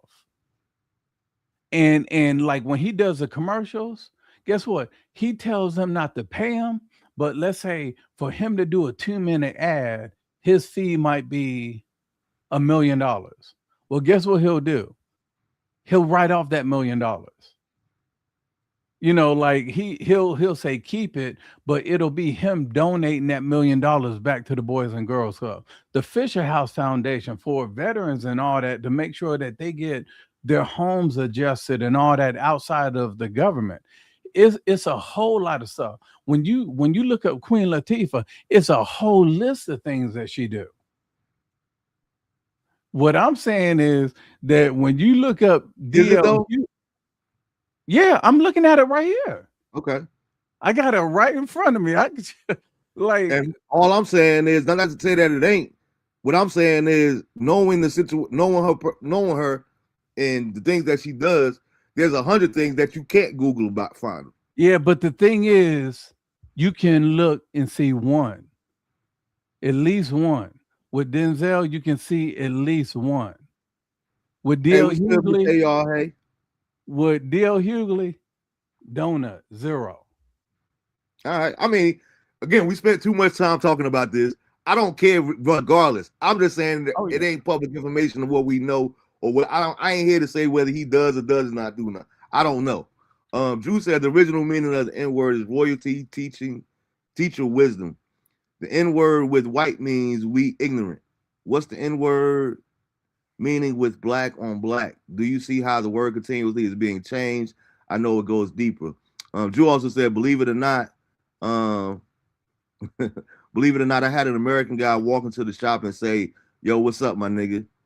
I told him straight, don't use that word with me. I asked him to do he even know what the word means? And he ain't even know. I stopped using the word over 28 plus years ago, so I don't let no one use it towards me. Nigga is not a Guyanese word, and this is why I say we encourage others to use it. I agree. I respect that, Jew. I respect that totally. For me, all right. So, and this is why I said I'm kind of contradictory. Um, I have mixed emotions about the word. Again, don't. However, I do feel like it's too much in the music, and how could you expect all these people from different races, different backgrounds, so to speak, listen to different artists that's all every other word is nigga this, nigga that, and then they gonna just not sing along with the song or not buy this music and all that did. So I do believe that it has to be done with a responsibility. To Drew point, if we do away with the word period, then we ain't got to worry about that. We ain't got to have that kind of thing. I know, but again, that's based off of what I believe and how I feel. I know everybody don't feel that way. You know what I mean? So therefore, I'm not gonna hold somebody else to my standards based off of my principles and things of that nature there. However, again, it does bother me. It bothers me. That word bothers me more than anything else in these type scenarios. Okay. I work at a place. We got black, we got white, we got old, we got young. Right? I hate when we having a conversation and the word is being tossed around amongst us, and a white individual comes to be a part of that same conversation, and other black people still choose to use that word around them. You see what I'm saying? Like with me, even though I don't use the word half as much as I used to. Like when I first moved, matter of fact, when I first moved to North Carolina, I had stopped using it altogether. That's how I got into saying, what's up, cat? I was calling everybody cats and, what's up, doc, and all that there. But then it was like, I felt like I was originated that what's up with doc and all this, that type stuff there. But then now in church, especially down here in church, everybody, what's up, doc? What's up, doc? So I was like, you know what? I ain't even going to use that. So, what y'all cats up to and this and that there, just because I wanted to kind of try to get away from the word. But it really bothers me when other black people continue to use the word on a regular when a white person is in our presence. That's one thing. That's one time you will absolutely not catch me using the word at all, is if a white person is in my presence, because I don't want you to feel. I don't never want to have that conversation in person, face to face, where you said it. Why can't I say it? Because it's gonna go left. It's gonna go left every single time. So I choose not to say it in their presence. You know what I mean? Just like I'm quite sure, to your point earlier, I'm quite sure when they home by themselves, they doing it all the time. They using it freely. Not all white people, of course. I know some white people that get moved to tears even at just the thought of the word. But to that point, I'm not going to use it in your presence, so I definitely don't expect you to use it in mine. That's all I'm saying when it comes to that. But I want to play this Ice Cube response to it, because I thought Ice Cube handled it perfectly. Here we go. So I know you're here to promote an album. I know you also want to talk about my transgression. What do you want to do first? I knew you was gonna fuck up sooner or later. I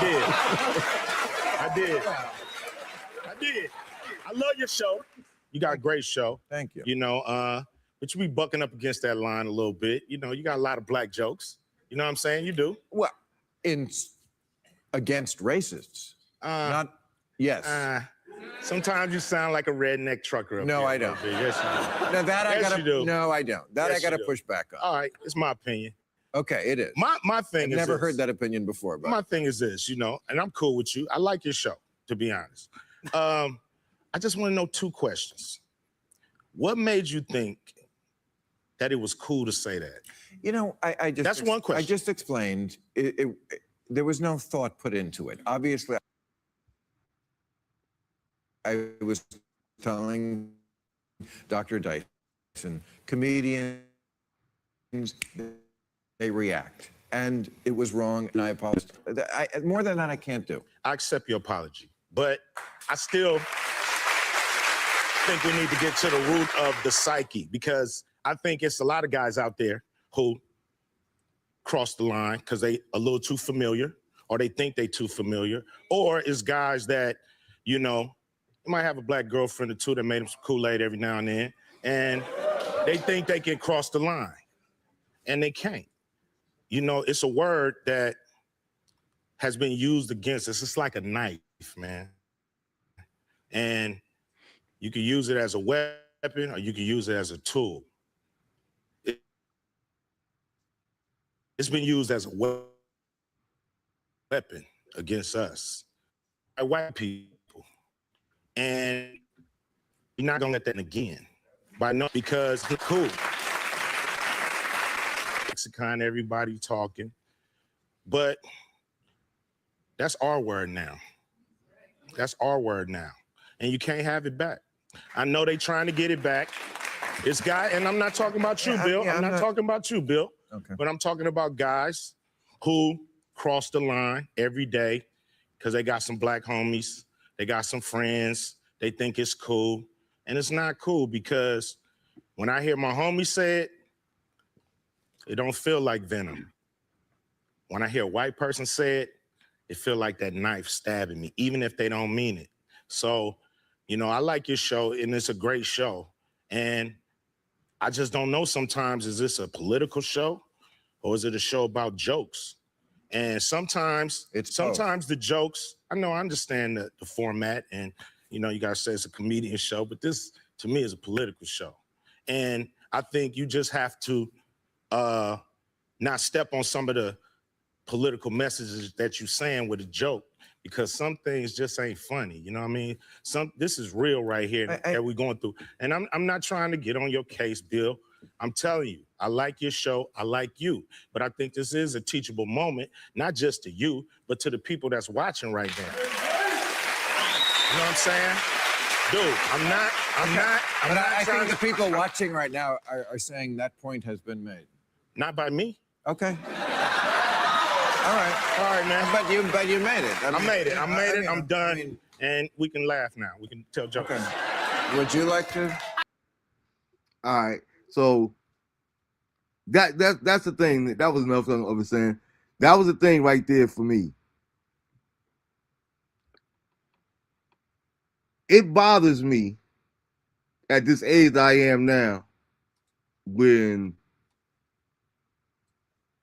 let's say for example, never even met her, but let's say for example, your wife was around and I don't talk to her. I speak out of respect, but I don't hold no conversations with her. And she asked me one day, "Well, why don't you talk to me?" And I said, "Because I think you rude, or I don't think you know how to talk to people." Right? And she said, "Well, why you say that?" And I said, "Because of this here, and that there."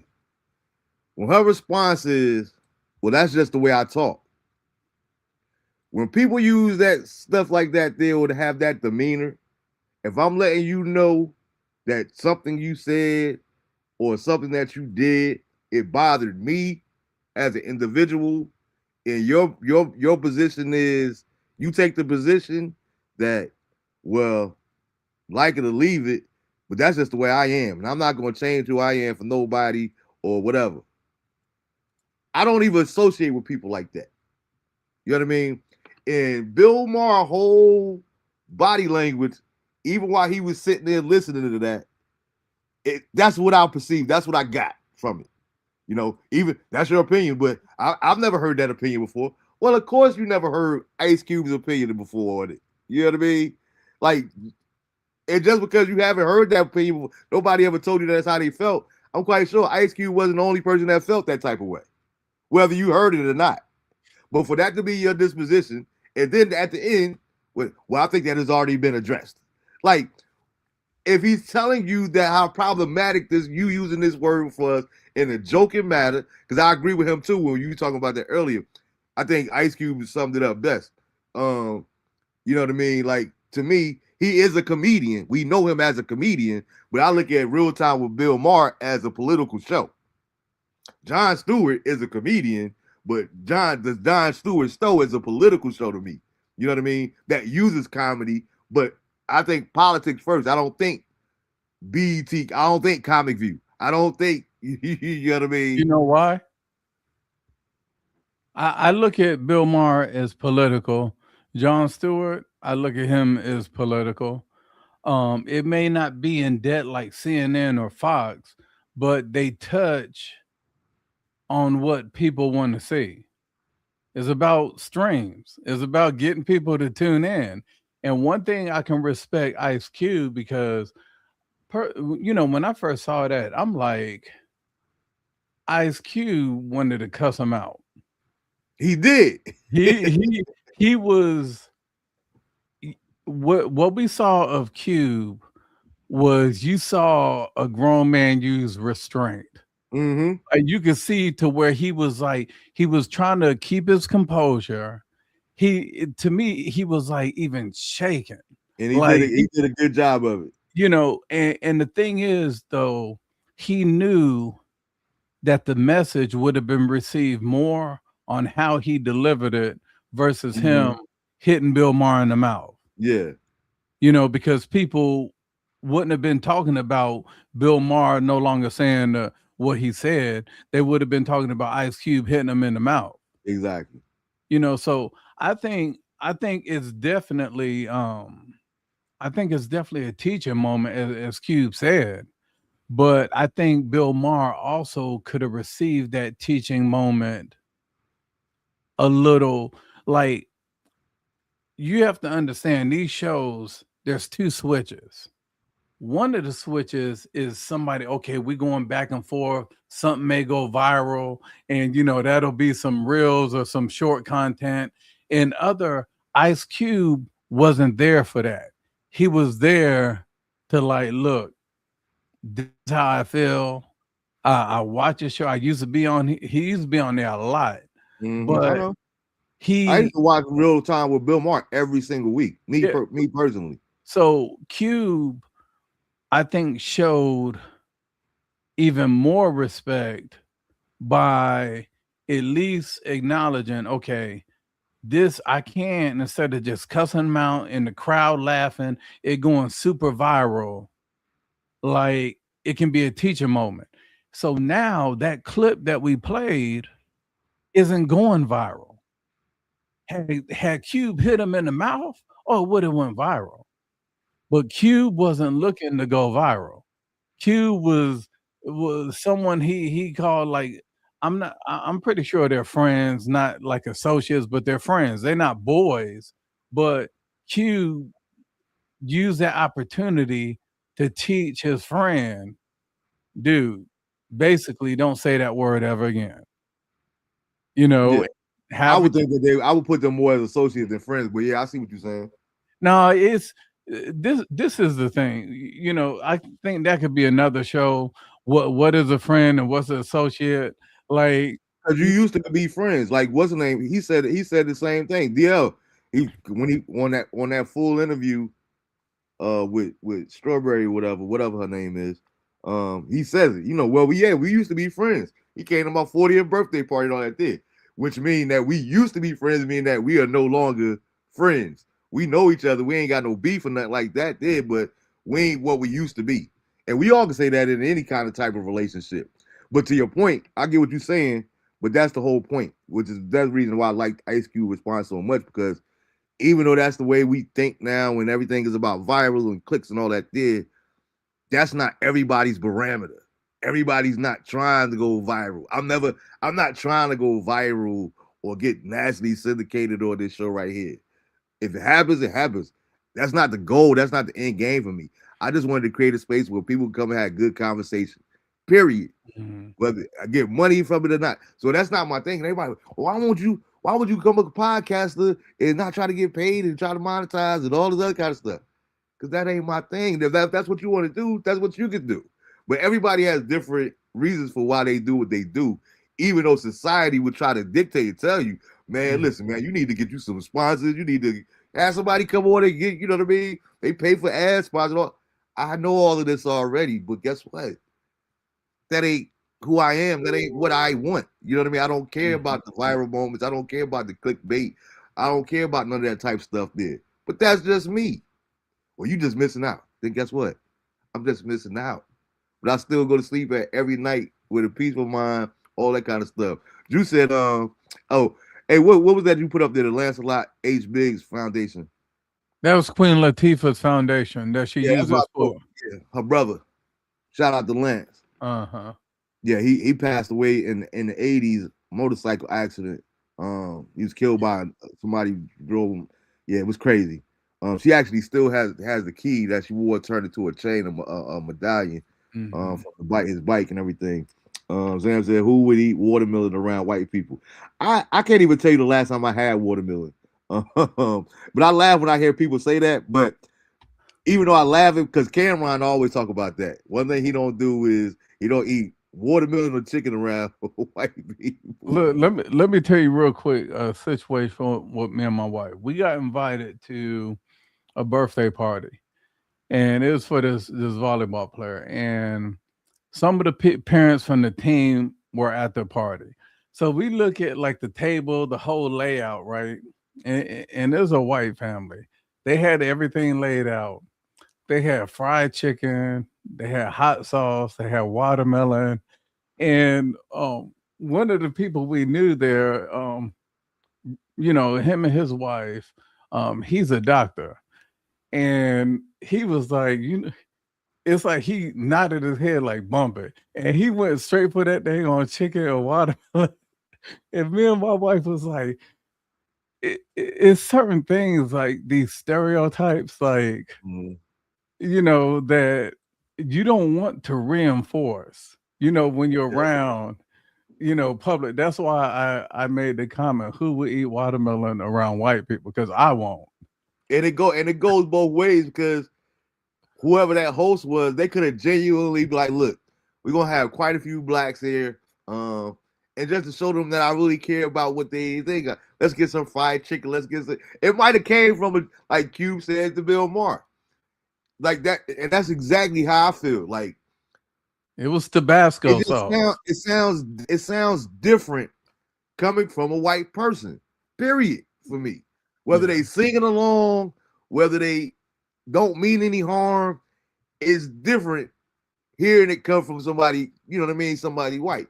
That's what, to your point, that's what made that scene in in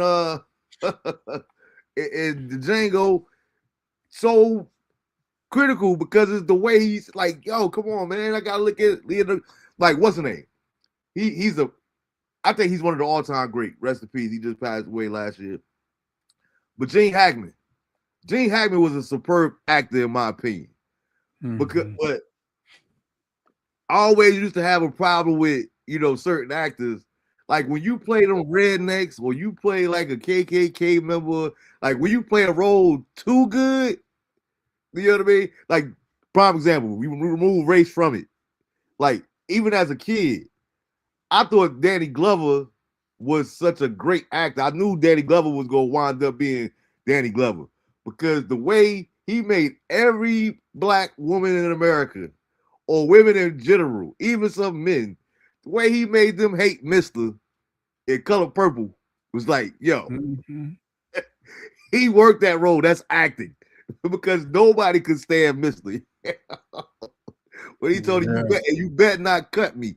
Knowing all the abuse that he was putting it through, people were like, well, I ain't gonna never watch no Danny Glover movie no more. I'm done with Danny. Like, he's acting a role. That's not him as a man. That's not him as the actual dude. You know what I mean? It's just the role that he's portraying. You know what I mean?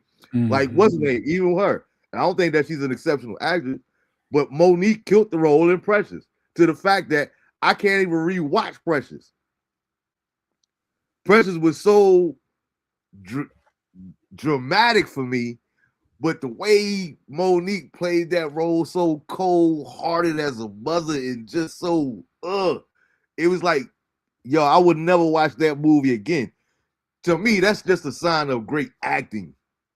You know what I mean? Whether you get an Oscar, whether you get a nomination or not, that right there is called acting. When you make people emotionally invested in something that they know that is not real, so to speak. You know what I mean? That's the key. Drew made a good point too. He said, "This is funny to me because Cube is one of the one that started using that word way back.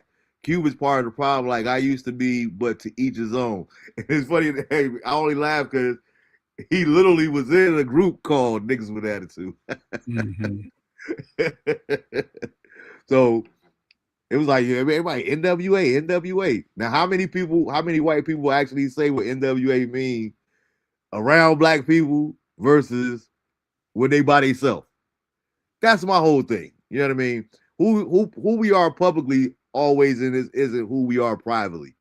And that's the issue that I have a lot of times when it comes to things like that there.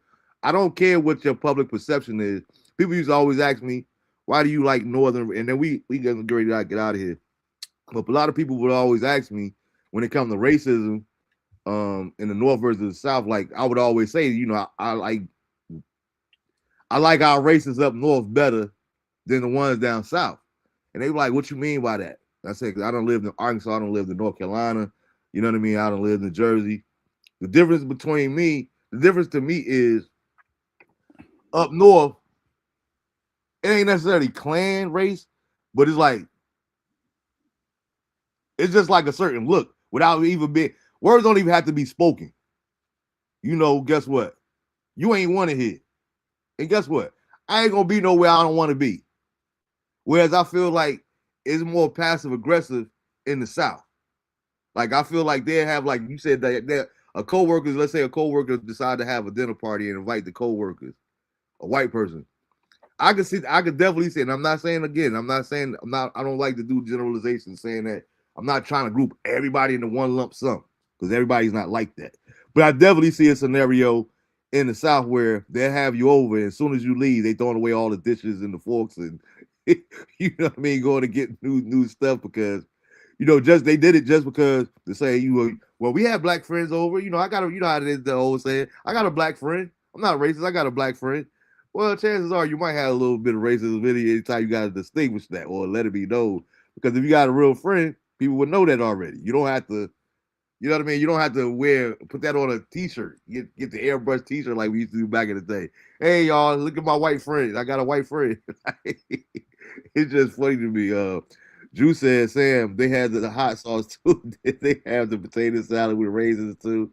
I was eating from both tables, but mainly from what I know about. Yeah, I've never seen it in person, but I did hear white people. And if, fortunately, most of the white people I know, they know how to cook or they know how to pick good restaurants. uh, but yeah, I take that as your scenario, Sam. I take that as either or. Like they might have been genuinely. 'Cause I do know a lot of white people that what they call it like with celebrities make it survivor's remorse. I do know a lot of white people that's like that. They feel bad for all that Black Americans have been through, so they try to do their little part. And I think they go above and beyond sometimes. But it's like, no, Karen. We get it. We know that you're not like that. We know that you're not like your great granddaddy. We get it. We trust me. You don't have to overly show that you're not a racist and you don't believe in that and all that thing. So I get both sides of it. Then some of them they just doing it for show or the clickbait or to go viral, like you say, or yeah, man, remember the time or I ain't with all of that then. Remember that time I had Sam on and this like I don't like when people do stuff like that. But to Drew's point, I think Drew made the best point. If we all stop using the word, then we don't really have to have this discussion overall. And I ain't mad at that either. You know what I mean? But people going to continue to be people and people going to continue to do what they do. Even if we, as Black Americans, stop using the word, they're going to use it however they want to. It just bothers me, though, when that's your attitude or that's your position. Well, how come you can say it and I can't say it? Mm-hmm. That's going to be problematic with me with our relationship going forward. Because it's letting me know, even though it's not, we had like double standards don't exist. We see it all the time when it comes to males and females. You know what I mean? So let's not act like double standards don't exist across the board. But when that's your position, why is it that it's so bothersome that you can't say this word? That's the issue that I have. Like, what's the underlying, what's the intent? Why is it so mandatory for you to be included in using this word? And that's why they say nowadays, FAFO. If you want to say that word that bad enough, by all means, have at it. But I promise you, you say it in the right places, there's going to be some consequences and repercussions. That's all I'm going to say. So proceed with caution on how you use the word white American. But yeah, man, we're going to get ready to get up out of here. I appreciate everybody for tuning in. Howard did win. Howard did advance to get blown out by whoever the number one seed is in a bracket. So shout out to Howard. And shout out to Speedy Claxton and my boy Rod Strickland, two New York point guards, coaches now, coaching in March Madness. So that's pretty cool to see, two New York legends and cats that we remember at our age as players actually being in, because I didn't even realize Rod was coaching until I seen it that they had made the tournament. I read a nice little article and seen the interviews and whatnot. So shout out to them. Shout out to everybody else. Hope everybody does successful on their brackets. I'm excited about March Madness. I think for me, March Madness is the last. How do I say it? It's the last thing in sports that's like full of integrity, that hasn't lost its integrity to me. Of course, it's business and all that there, the destruction, all that there. But I think this is the last authentic where kids get to be their kids, and we know how it goes in the bowl games nowadays. It's all about the money. It used to be 4 bowls that mattered. Now we got 72 bowl games. You got so it's like it's lost its credibility and integrity to me. But March Madness is still this staple, and it's like always good to see these kids, knowing that some of them may never pick up a basketball again, and this is like the highlight of their athletic achievements in life. So it's always something beautiful to watch for me personally. So I'm gonna really enjoy March Madness. They were laughing at me at work because I was telling them, for like the last 15, 20 years, Thursday and Friday, I used to actually pick my vacation so that I could sit there and watch Thursday and Friday. And it took after about 10 years in, Sam, I was like, you know what? I could just take those 2 days. I don't have to take off the whole week because only Thursday and Friday is the only games that it's going to be all day long. You know what I'm saying? By the time you get to Saturday, you're already down to 32 teams. So, you got less. I was like, oh, Lord. I don't know why it took me so long to realize that. But like I said, I just love March Madness and getting to know see these kids live out their dreams and different things of that nature there, and learning about different people who might potentially go to the NBA and get to see who dominates in the tournament. Because everybody always talk about it when it comes to sports and athletics. Everybody can't handle when those lights come on. You know what I mean? I know a lot of people that can perform in practice they kill, but in the actual games when there's people in the stand, like, where's this dude at? We need that dude. Like, everybody don't have that. So that's one thing I like to see about March Madness too. You get to see some dogs and like, all right, this kid right here, we might need to look out for him in this one and that there. But State, they got their hands full with Texas. That's gonna be a pretty good team, but hopefully they advance as well. But I hope everybody has a wonderful week, man. Like I said, we'll be back next Tuesday. We're gonna be getting into hip hop discussions. Like I said, we probably talk about the 50 and T.I. drama, kids, and all that there. We're gonna get into some other kind of stuff too. And I know I want to get into that next week. But I'm gonna give it to you too, Sam, so you can think about it over the course of the week. I was thinking about how you know, ironic. I always remember. I've been trying to find it, but it's funny that I can't find it anywhere. I'm gonna keep on doing some more research. But I remember seeing Farrakhan in maybe like the early '90s doing an interview, and he was talking about how I don't even remember what year. I know it was before Independence Day came out with Will Smith, but he was talking about how they're gonna start putting things in movies that way when it happens in real life, it won't be such a shock to your system. I'm paraphrasing, of course, but that was the gist of what he was saying. Then we started seeing all these different movies, Independence Day and The Will in the Wheel and The Sky and all this other kind of stuff, and Outrage and Contagious, and we get COVID and all these other kind of things. And I was just having a thought, and like I said, we probably get into that because my cousin that's gonna be on, he's a big Marvel dude. He's the one that got me into the Marvel, and I haven't got into the comics, but I watch all the movies and series and stuff now. I'm watching Daredevil now, and it made me think about like, how they be saying, what's the saying nowadays? No, they ain't playing in our face like that. But I'm thinking about like the Epstein files and all these different things that we starting to hear about and all this other kind of stuff.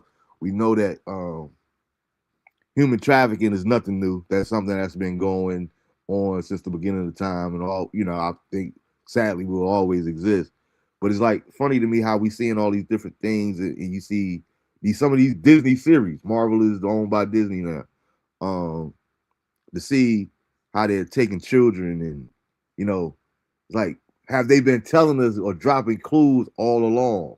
You know what I mean? I seen a commercial when I was looking for something.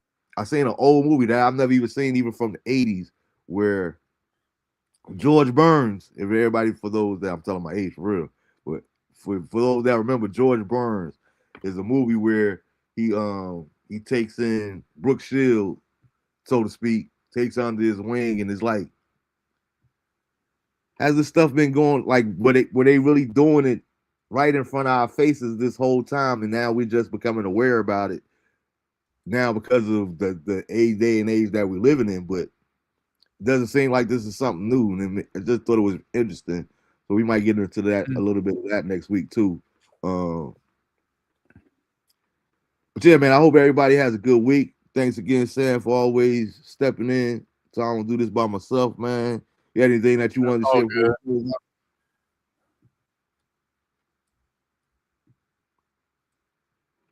You got anything you wanted to share before we get out of here?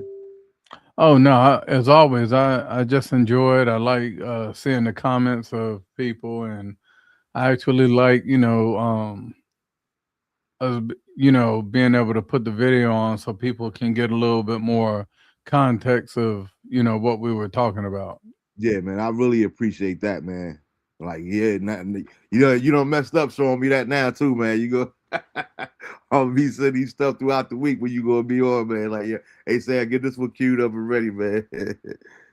But yeah, man, Hey, that's I really appreciate you, man. I don't take you for granted, man. I really appreciate you, it goes both ways, both ways. no doubt, man. But y'all have a good weekend, man. We everybody stay safe as far as this weather in North Carolina. I tell people all the time, North Carolina is the only state that I've ever been to where you can have all 4 seasons in one day. Last week it was 82 degrees. You woke up, it was 33 degrees. Like, like so don't get sick, don't get pneumonia. Be careful, make sure you dress appropriately. Check the weather reports to see what the weather's gonna be like. Funny thing about that before we get out of here, I remember saying when I first went to high school, I didn't want to go to. I had went to private school all my life, going up into high school, and Newark was kind of rough. So I had no shame as an adult. They like I didn't want to go to public school in Newark. So my mom brought me down to North Carolina because I actually took the test to go to Arts High, which is it's like our fame in Newark. I had passed the test to get into that, which is actually the high school that shout out to Michael B. Jordan. Michael B. Jordan, that's where he graduated from. Him, Tisha Campbell, Savion Glover, the tap dance, quite a few people. So I took the test to get in there, but I'm like, it's still in Newark. I want to go down south. I want to try high school down south where nobody knows me. It might be a little bit safer environment. And the very first day of school, we had the bus stop. Cause I'm like, it's cool to ride the school bus, the school and high school down here. Like, we ain't even had school buses. We didn't even have buses in Jersey, in Newark. Like, you either walk to school or you call public transportation, whatever. But the first day, we on the bus stop, dude, I'll never forget it. I had on these brown corduroy pants. I had my nice little sweater that I had got for the first day of school. Got the leather stripes on it. I'm out here looking fly, right? Get to the bus stop, everybody, now mind you, it's like 35 degrees, like about 35, 39 degrees, somewhere around there. And I'm looking at all these white kids they got on penny loafers and shorts. Want to have a hoodie on here and their t-shirts. I'm like, yo, it's freezing cold. Like, why is they dressed like that? Thinking they crazy. I'm doing a whole comedy skit in my mind sitting here on the bus. Lunchtime came, bruh. I was sweating bullets. Had got up to 80 by lunchtime. And they was looking like, yeah, you was laughing at us, but we've been laughing at you the whole time because you gonna come up out of them cold. Yeah, they had them. They was wearing them Sperry's. Man, listen, bro. Them boat shoes. Yeah, man. Then come lunchtime, bro. I had my bugle. I had on some bugle. I had bought me some new bugle boys. Remember bugle boy shoes that back in the day? Had on my bugle boys, man. But man, I just knew I would fly, man. Come lunchtime, boy, I was sweating like a slave, boy, on the slave shit, man. It was so hot. I was like, I learned, okay, in North Carolina, you can dress for what the weather's gonna be, not what it is right now. So y'all make sure y'all check that weather report, man. But stay safe, stay healthy, man. Love on each other while you can, man. Be real intentional about letting somebody know how you feel about them and what they mean to you. Thanks again, Tanya, for stopping through. Miss Hey Y'all, hey. She always get a kick when I call her that. It's real good seeing you in the comments. Drew, as always, I love you, bro, man. Keep doing what you're doing, man. I saved your TikTok the other day from the lesson that you taught, the last lesson that you taught. I got to go back and watch it. I said, matter of fact, I'll probably watch it after we get out of here in a minute. But keep doing what you're doing, man. Mad proud of you. Look forward to seeing you all next week. Everybody have a safe weekend. And as usual, I'm signing off. DeAndre and Lysha know that Daddy loves you intentionally, but I also love you unconditionally. Till next week, peace.